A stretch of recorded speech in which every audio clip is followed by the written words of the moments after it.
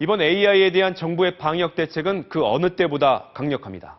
AI 확진 판정 없이도 예방적으로 살처분과 소독을 실시하고 살처분 범위도 발병 농가로부터 500m에서 3km로 확대했습니다.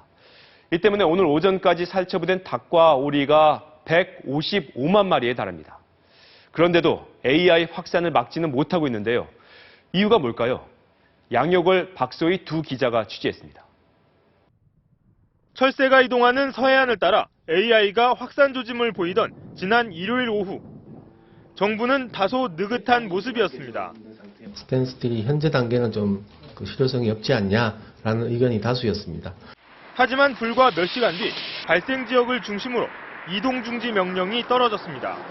내일 오전 6시부터 일시 이동 중지 명령을 발령할 계획입니다. 확산 징후는 없다는 진단과 예방적 살처분, 방역 당국의 판단은 오락가락했습니다.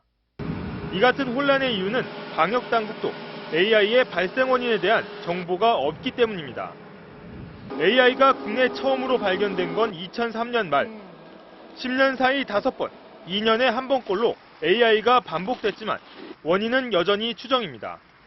방역 당국은 오늘 역학조사 결과를 발표하면서 AI의 가장 유력한 원인으로 철새를 지목했습니다. 추가 발생 농가는 철새 도래지 인근에 위치해 있고 발생 지역은 서해안 지역에 집중되어 있습니다. 환경단체들은 철새도 피해자라며 반박합니다.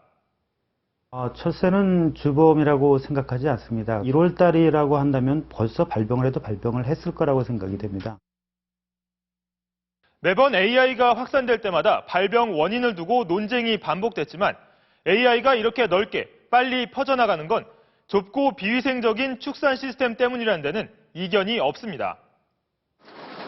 몸을 돌릴 틈도 없는 작은 철장 안에 머리만 내민 닭들이 빼곡히 들어찼습니다.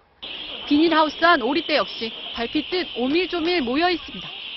이른바 공장식 닭장은 저비용 고효율 때문입니다. 하지만 닭과 오리가 몰려있는 만큼 바이러스의 확산도 빠를 수밖에 없습니다. 지난 4차례 AI 발생에서 확산을 막기 위해 가축 매몰 등에 든 1차 피해 비용만 6천억 원. 수출길이 막히고 소비가 줄어드는 2차 피해까지 따지면 대가는 천문학적으로 커집니다. 사람에게 감염된 사례는 전혀 없지만 바이러스의 확산으로 변이가 일어날 경우 H5N8형도 안심할 수는 없습니다. 인체 감염 우리가 전혀 없지는 않기 때문에 그게 준해서 모든 방역 조치. 특히 비교적 AI에 강한 것으로 알려진 오리는 감염이 돼도 증상이 늦게 발견돼 확산의 주범으로 꼽히고 있습니다. 실제로 2003년 AI 발생 사례를 포함해 역대 사례 모두 역학조사 결과 첫 발병은 오리로 분석됐습니다. 폐사율도 낮아서 다른 질병과 혼돈의 소지도 있고 발병하는데 한 4월 정도 걸리거든요. 그래서 그 동안에 이제 바이러스가 분면을 통해서 방역 당국은 설 연휴를 중대고비로 보고 총력 방어에 나서고 있습니다.